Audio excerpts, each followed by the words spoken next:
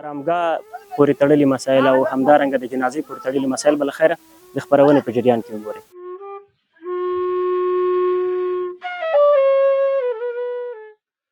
واقعا چې یوازې زموږ د بیار او د خوږیاڼي او د ننګرهار نه د افغانستان په سطحه دا یو شاعر و او واقعا چې غټه هستي د لاسه ورکړې.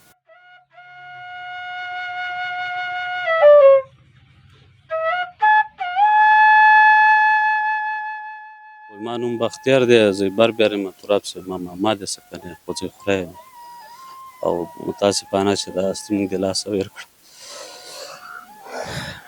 رښتیا هم ډېره د خواشینۍ ورځ ده.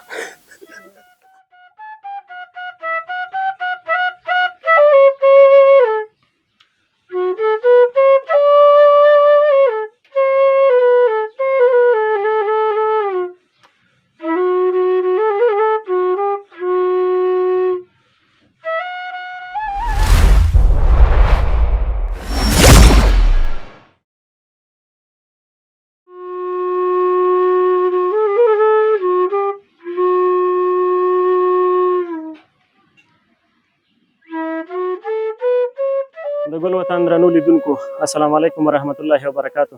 هیله من یم چې ښه به یاستئ. د تراب صاحب د خاپوړو ځای ته راغلي یاست. د خوږیاڼو ولسوالۍ کوزبیار کالخیلو کنډاو ده او دغه ځای چې تاسو وینئ دا یې نو دایمي آرامګاه ده. دلته به تراب صاحب خاورو ته سپارل کیږي. دا یې کلیوال او د کورنۍ نږدې کسان دي. زما چپ لاستی د تراب صاحب هغه ځای ده، هغه کور ده یا هغه کلی ده چې دلته یې خاپوړې کړي دي. وړوکی راستر شوی ده، خو د کلیوالو په وینا چې ډیری وخت تراب صاحب دلته نه ده تیر کړی او په خوست ولایت کې استوګن شوی، هلته یې خپل کاروبار او خپل ژوند مخته وړی ده. موږ د تراب صاحب آرامګاه ته راغلو. له همدغه ځای نه به دغه پروسه پیل کړو. تاسو ته به له خیره د جنازې مراسم هم درښیو او هغه نور مسایل چې موږ یې وروسته لرو کوښښ کوو له فرهنګي شخصیتونو سره وغږیږو. خو که چېرته مو موقع ترلاسه نه کړله نو د آرامګاه پورې تړلي مسایل او همدارنګه د جنازې پورې تړلي مسایل به له خیره د خپرونې په جریان کې وګورئ. تراب صاحب نو هغه شخصیت و چې په ده باندې دغه بوټي خفه دي، دغه کاڼي ورباندې خفه دي، دغه کلی کور ورباندې خفه ده. ډېر یوه خاموشي خپره ده، داسې خاموشي چې د هېڅ چا له خولې څخه غږ نه وځي. نو دغسې شخصیتونه زموږ په هیواد کې ډېرو او بدبختانه چې تراب صاحب هم د هغه جملې څخه و، هغه له لاسه ورکړه، په حق رسېدلی ده، وفات شوی ده. له موږ سره اوسئ، د خپرونې په جریان کې به تاسو د تراب صاحب د جنازې مراسم هم وګورئ.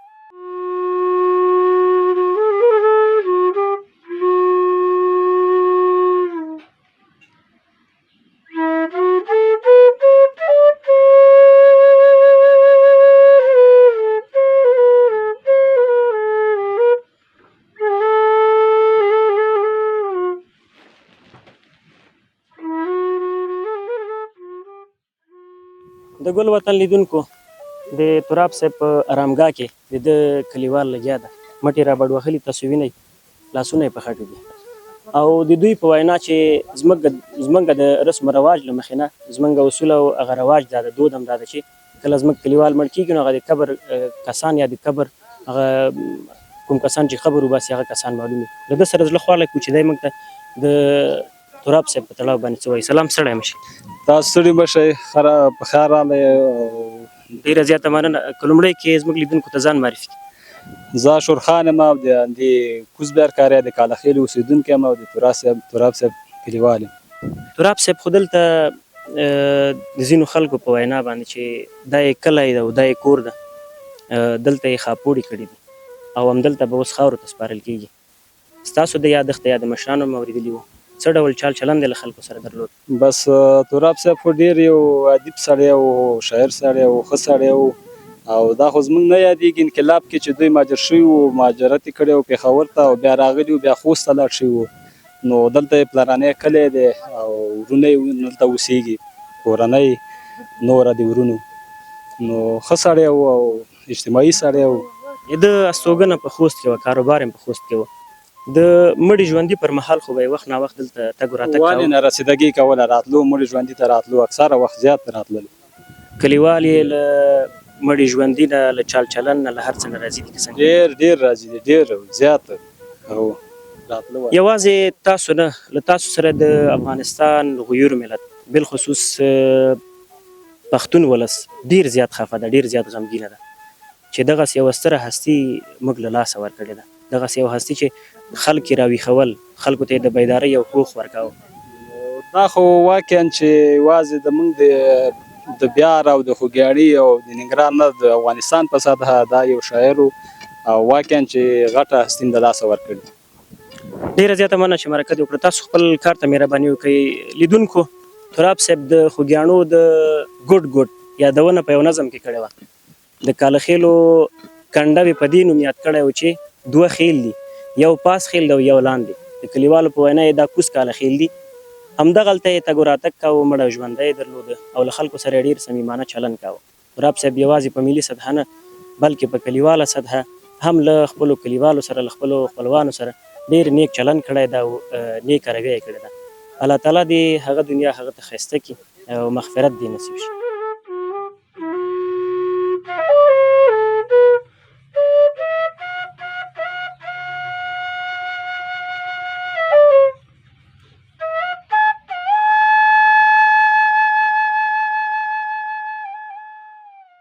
د ګل وطن درنو لیدونکو، د تراب صاحب ډیرې ته راغلو.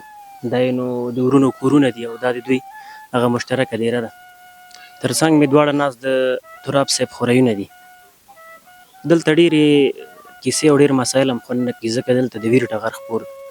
خو دا چې موږ په دغه غم کې ځان شریک بولو او شریک یاستو او له دوی زیات خواشین یو، نو موږ وغوښتل چې له مخبرې همداسې مستقیما راشو، د تراب صاحب مکان ته، دغه دیرې ته، دغه ځای ته یې راشو، دا وګورو او له ده ځای نه به بیا د جنازې مراسمو په خاطر باندې چې کوم ځای تعین شوی ده هلته به ورځو. څنګ کې مې د تراب صاحب خوریونه ناست دي. سلام، ستړی مه شې. وعلیکم السلام ورو ستړی مه شې. خیر راغلی. ډېره زیاته مننه، ښه یې، صحت ښه دی؟ الله فضل دی. د تراب صاحب په تړاو خو موږ ډېر مسایل، ډېر کیسې وویل. د غمیزه یې ډېره زیاته درنده ده، د زغملو نه ده، خو څه وکړو، حقه لار ده، له ده نه تلل نشته ده. تاسو د تراب صاحب خوری یاست یا؟ هو، ما نوم بختیار دی، زه بربیار یم. تراب صاحب ما دی څه کنې، خو زه خوری یم او متاسفانه چې دا هستي موږ د لاسه ورکړه. رښتیا هم ډېره د خواشینۍ ورځ ده. لیدونکو، مناسبه نه ده، موږ نه غوښتل چې دغسې یو حالت سره موږ مخامخ شو، خو دا چې یو څوک چا ښه وخت تېر کړی او په دې دنیا باندې له خور سره، له خورۍ سره، له ورور سره، له وراره سره، له کلیوالو سره، د هغه غم د زغملو نه وي. د تراب صاحب خوری نو د خبرو توان نه لري چې موږ سره خبرې وکړي. خوا کې مې قاري صاحب نازله، ده به لنډ یو څو خبرې واورو، بیا به له خیره مستقیما د جنازې ځای ته ورپورته کېږو. قاري صاحب، سلام علیکم. وعلیکم السلام. ډېره مننه، خیر اوسئ. سلامت اوسئ. تراب صاحب ستاسو ماما، ستاسو د کورنۍ غړی، ستاسو مشر او رهبر تېر شوی ده. هو بالکل، تراب صاحب زموږ ماما و او پلرنی ټاټوبی همدا ننګرهار خوږیاڼي چې دا کومه ډېره کې ناست وم، دغه ځای و. خو ډېر وخت یعنې دغه اوس وخت یې په خوست کې تېر کړی و. خپل کاروبار یې، خپل کور یې، خپل ژوند یې هلته و. همداسې موږ هم معلومات لرل چې دی په خوست کې اوسېږي، هلته یې کاروبار ولته استوګن و. د خوست له خلکو نه ډېرې خوږې خاطرې هم لرلې. هغې خلکو ډېر، البته په ټوله کې د افغانستان غویر ولس یا پښتون ولس ډېره مینه ورکوله او د پښتون قام یو سالار و. تاسو ترېنه څومره خاطرې لرئ؟ خاطرې خو یوازې موږ نه، تراب صاحب باندې خو یوازې خپله کورنۍ او بلکې موږ نه چې ټول افغانستان یتیم شو. همداسې ده. وروستي ځل قاري صاحب که راته ووایه چې وروستي ځل تراب صاحب کله راغلی و کوزبیار ته او په دې خپل مینه باندې څه وخت وګرځېد؟ تقریبا دغه 2 هفتې مخکې راغلی و او په خپله مینه وګرځېدو، ټول خپلوان یې ولیده او بیا رانه. تراب صاحب 2 اونۍ مخکې راغلی، په خپله زړه مینه ګرځېدلی ده او خپل قدمونه یې راټول کړي. دویم ځل چې کله راګرځي نو په خپلو پښو نه راځي، د نورو خلکو په اوږو باندې تر خپل کلي را رسول کیږي. ژوند له مرګ نه تېښته نشته ده، خو د دغسې شخصیتونو په مړینه باندې ټول ملت ډیر زیات ځورېږي، ډیر زیات کړېږي. الله تعالی دې تراب صاحب ته جنت الفردوس نصیب کړي. په دغه غم کې موږ ځان شریک بولو او شریک یاستو. بسر باشی